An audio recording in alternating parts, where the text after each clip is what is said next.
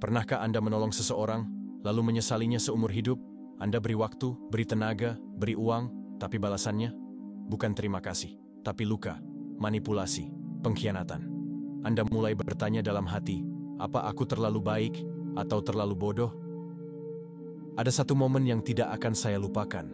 Saya bantu seorang kenalan, pinjaman kecil, bantu networking, bahkan bantu pasang badan saat dia buat masalah. Tapi begitu dia sukses, saya jadi musuhnya. Dia menjatuhkan saya untuk naik lebih tinggi. Dan saya diam. Bukan karena takut, tapi karena saya sadar. Saya menolong orang yang tak layak dibantu. Tapi bagaimana kita tahu siapa yang pantas dibantu, dan siapa yang seharusnya kita biarkan jatuh? Hari ini, kita akan masuk ke pembahasan 7 tipe orang yang bahkan filsuf stoik pun akan berkata, biarkan saja mereka belajar lewat penderitaan. Dan di poin ke-6 nanti, saya akan ungkap tipe yang paling sering menipu kita lewat kedok kesalehan dan kelembutan. Jika Anda pernah merasa jadi korban kebaikan sendiri, dengarkan ini sampai akhir. Pertama, orang yang tidak mau bertanggung jawab atas hidupnya sendiri. Bukan salahku, itu karena orang tua aku. Kalau saja pemerintah lebih adil. Temanku toksik semua. Kalimat-kalimat itu sering terdengar, bukan? Tapi stoikisme mengajarkan satu prinsip utama. Kita tidak bisa mengendalikan dunia, tapi kita bisa mengendalikan diri kita sendiri.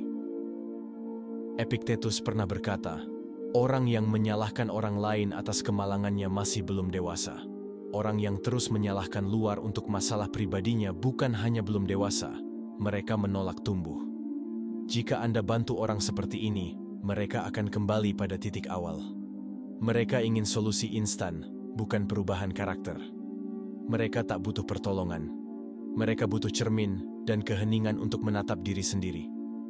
Kedua, orang yang terjebak dalam pola menghancurkan diri sendiri. Bayangkan seseorang yang terus kembali pada hubungan toksik, keputusan bisnis buruk, atau gaya hidup destruktif. Dan setiap kali mereka jatuh, mereka datang pada Anda, menangis, menyesal, lalu mengulang lagi. Carl Jung menyebut ini sebagai shadow sabotage, saat sisi gelap diri kita justru menikmati kehancuran diam-diam. Ada ketagihan terhadap penderitaan. Mereka bukan korban, mereka pecandu drama. Dan ketika Anda menolong mereka, Anda sedang memperpanjang siklus luka mereka. Orang seperti ini tidak butuh diselamatkan. Mereka butuh dibenturkan dengan batas. Ketiga, orang yang meminta dukungan, tapi menolak kebenaran. Anda pasti pernah mengalami ini. Seseorang datang minta saran. Anda beri dengan jujur dan tulus. Tapi mereka tersinggung. Lalu kembali ke zona nyaman mereka. Michel de Montaigne menulis, lebih mudah menipu diri sendiri daripada menerima kebenaran yang menyakitkan. Mereka ingin validasi, bukan pencerahan. Mereka ingin dukungan emosi, bukan pertumbuhan mental. Menolong mereka berarti Anda berpartisipasi dalam kebohongan yang mereka pelihara sendiri.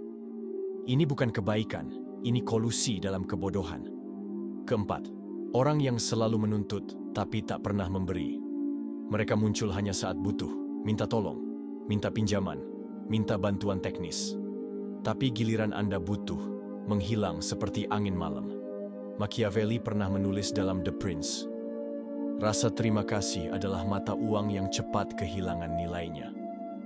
Orang seperti ini tidak tahu konsep timbal balik. Mereka menganggap kebaikan Anda sebagai kewajiban, bukan kemurahan hati. Dan jika Anda terus memberi, Anda sedang mendidik mereka menjadi parasit sosial. Kelima, orang yang menggunakan rasa kasihan sebagai senjata. Mereka tahu cara memainkan emosi. Cerita tragis, air mata yang tepat waktu, suara lirih penuh luka. Tapi ada sesuatu yang janggal. Narasi mereka tak pernah berubah, selalu sebagai korban. Seneca berkata, penderitaan bukan untuk dipamerkan, tapi untuk ditaklukkan. Mereka tak butuh empati Anda, mereka butuh panggung. Dan Anda, jika tak sadar, akan jadi penonton setia dalam sandiwara penderitaan mereka. Bantu mereka, dan Anda hanya memperpanjang pertunjukan. Kalau Anda merasa ini mulai membuka mata, dan Anda butuh lebih banyak perspektif seperti ini dalam hidup Anda, klik subscribe sekarang. Karena di poin ke-6 ini, kita akan masuk ke tipe yang seringkali paling mengejutkan. Keenam, orang baik yang mengontrol lewat rasa bersalah. Mereka tampak lembut, sopan, bahkan perhatian. Tapi setiap kali Anda mulai punya kehidupan sendiri, mereka bilang, "Oh, kamu berubah ya sekarang.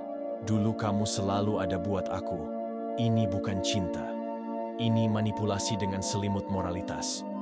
Jung menyebut ini sebagai collective guilt complex, rasa bersalah yang ditanamkan oleh lingkungan untuk mempertahankan kontrol. Mereka tidak ingin Anda tumbuh. Mereka ingin Anda tetap kecil agar mereka tetap jadi pusat dunia Anda. Bantulah mereka, dan Anda sedang memenjarakan diri sendiri dalam rasa bersalah yang tidak perlu. Ketujuh, orang yang tak bisa disentuh oleh konsekuensi. Pernah lihat seseorang yang selalu diselamatkan dari akibat perbuatannya? Entah karena koneksi, karena kasihan, atau karena orang sekitarnya selalu jadi tameng. Marcus Aurelius menulis, hidup yang baik tidak mungkin dibangun tanpa disiplin dari akibat. Orang yang tidak pernah dibiarkan menghadapi konsekuensi akan tumbuh menjadi pribadi yang lemah secara moral dan mental. Mereka tak berkembang, mereka membusuk dalam kenyamanan, dan jika Anda menolong mereka, Anda bukan pahlawan, Anda penghalang bagi kehidupan untuk mengajarkan pelajaran penting. Perlu saya tegaskan, ini bukan ajakan untuk jadi dingin. Ini ajakan untuk jadi tegas dan bijak. Karena tidak semua yang terlihat seperti pertolongan benar-benar menolong. Kita seringkali diajarkan sejak kecil bahwa menjadi orang baik berarti selalu membantu. Tapi kebenarannya, tidak semua orang layak ditolong. Tidak semua orang ingin diselamatkan. Dan, yang paling menyakitkan, tidak semua yang kita bantu akan berterima kasih. Sebagian justru akan menghancurkan kita perlahan, dengan wajah yang sama seperti saat mereka meminta pertolongan. Kebaikan tanpa kebijaksanaan bukanlah keutamaan. Itu kelemahan yang disamarkan. Stoikisme tidak mengajarkan kita untuk menjadi keras, tapi untuk tepat sasaran. Untuk tahu kapan harus memberi tangan, dan kapan harus menahan diri.